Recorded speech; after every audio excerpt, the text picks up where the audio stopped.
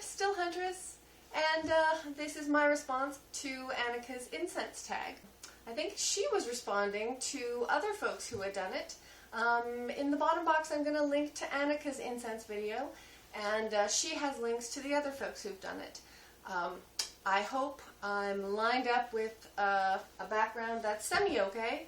We're in the middle of renos, and I'm doing some magic to make it look like we're all done. So, as some of you might know, my hobby is making incense. So I don't have a huge collection of store-bought incense, but I do have some.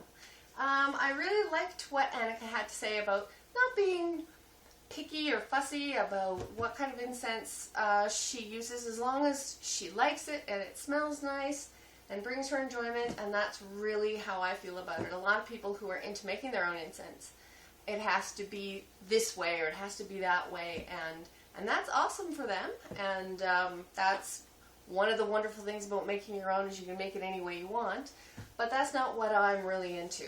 I like mixing it up. So this, hopefully you can see this. This is my incense world.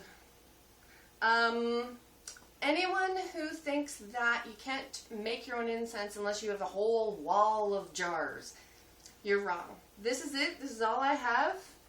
This is my world.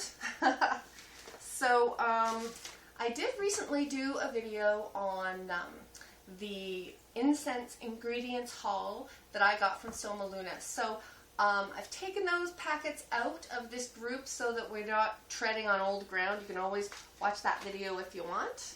But I'll just go over some of the ingredients I have and then finish off with my store-bought incense. This box has my essential oils, lavender and cherry and whatnot, and it also has my cedar chips, and I think there's some Palo Santo wood in there as well. These are my oiled petals. I've got a video on that. So this is rose petal with rose oil, calendula with orange, hibiscus with cherry, and lavender with lavender. These two glass jars are my organic lemon peel, my organic lime peel, or lemon and orange, I mean. They don't smell very good burn, but warmed, they're great. They're also terrific for making your own Florida water, which I do. This little vacuum seal jar I got at a thrift store for $2. And this is where I keep my little packets of resins, tree resins. So this is my little generic packet of golden frankincense before I got my Soma Luna haul. Benzoin, myrrh, copal. That's copal for Annika. What it really looks like, little yellow chunks of tree resin. Dragon's blood, gum arabic, and premium dark amber, a little bit more dragon's blood. I'm going to have to gift my amber to someone because I have found out that although it's fine when I'm just smelling it in the jar, I have a horrible allergic reaction to it when it's burning. So always listen to your body. When you start to feel like someone's blowing metal dust into your face and you're pretty sure you're about to stop breathing, exit the room. So this beautiful box was given to me by a friend years ago. And so this is ginger. I use enough of it in my incense that I have some especially in my incense box.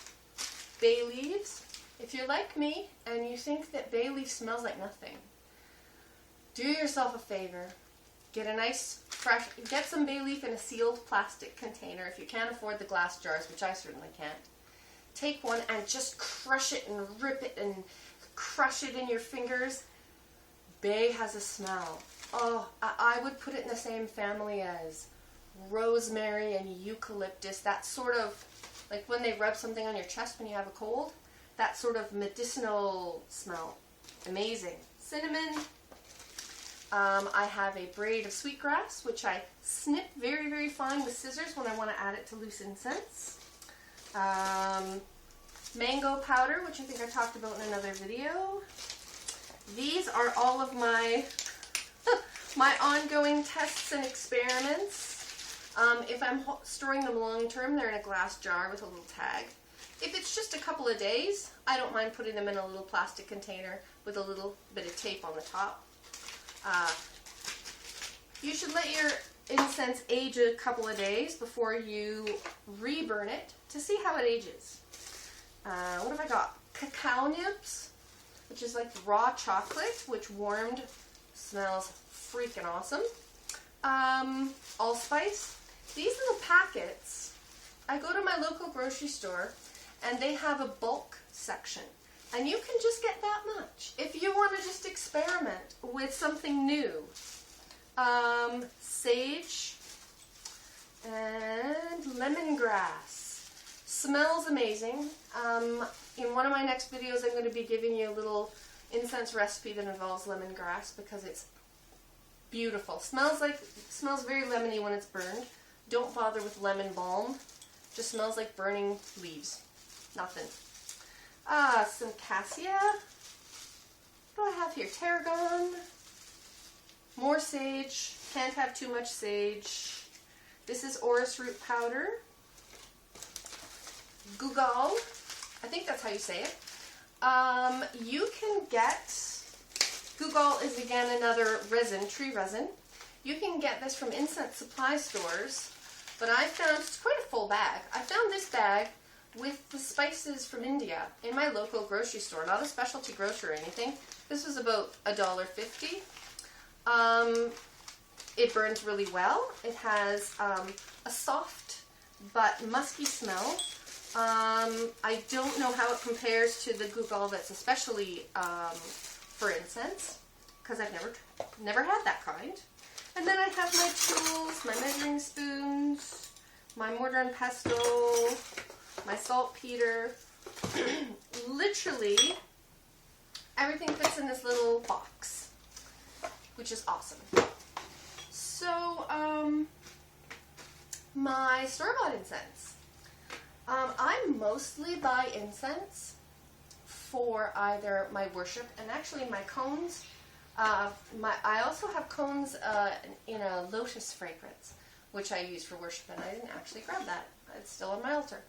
I usually buy them either for worship or to mix with loose incense, which you can do. I'm going to do a video all of its own. But what I have right now is this India Temple incense. Whoop. It was just 2 pieces. That was a free sample. Your classic Ganesh sticks, sandalwood. I did an observance recently where I was supposed to have all of these different fragrant woods, and I had no access to sandalwood at that time, so I just got sandalwood incense. Worked fine. The Moon from a company called Hem. Quite lovely. Benzoin. Now benzoin is again a tree resin, and if you can't get a hold of some of these ingredients, dragon's blood, frankincense, if you have a hard time getting a hold of these, and I'm going to do a video about this, get a hold of the incense sticks or cones and use that in your incense. Works great. It's also a way to put some interesting fragrances into your loose incense you don't normally have access to, like strawberry. This is again Hem incense. So strawberry. This is oroshka. This is neroli, which is orange flower. And again, I've got dragon's blood, frankincense. This is a local company that makes incense, and they put a little colored, they're color-coded on the ends of the sticks, so I just grabbed one of each. And I'm going to test them out, and if I like pink, or I like green, or I like orange, I can always go back to their display in my local shop and find out what that is, so that was really interesting. These are from a company called Shayedo, They're Japanese incense. One is Ruby Strength, the other is Diamond Power from the Jewel series. And I've gotten incense from this company before, Japanese style incense. And for those of you who've never tried Japanese incense, this is what it looks like. There's no stick. I think Annika showed one like this, but from India. These ones are very thin, and they come with a little ceramic disc with a hole in them. This one looks like a little rose. Or you can just put them in salt or something like that. What I love about Japanese incense, and it is more, these packets, depending on what line you get, this is from the Jewel series, these are $6 to $12 here, whereas a packet of the hem incense is $1.25, so it is more, but they're very delicate, very complex, beautiful fragrances. You will become addicted. And I don't know if it's just the Japanese incense aesthetic, but far more delicate. You can burn one of these in like a 10 by 10, 10 by 8 bedroom. It will not be overpowering. You can burn the whole stick. Very soft, very delicate fragrance. And so that is my incense collection.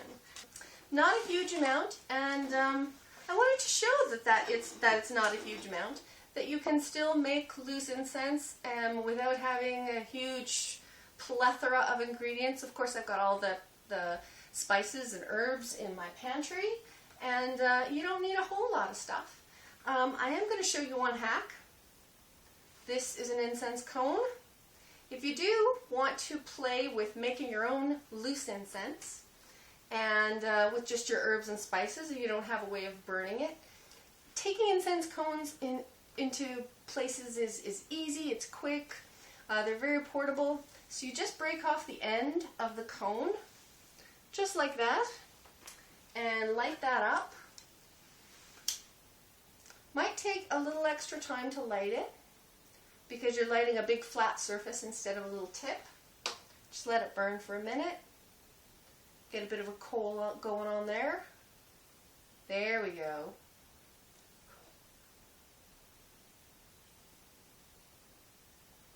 Get that really going.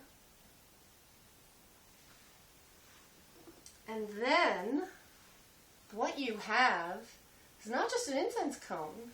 That is a scented charcoal. You can put your loose incense right on there and burn it on your cone. Make sure that obviously that the herb and the cone are complementary fragrances, because you're going to be smelling both. And make sure you don't pile a whole bunch of loose incense on the cone all at once, because you can smother it. But that is a great way to experiment, play a little bit. I'm going to be doing a video on lots of different ways you can mix and match them.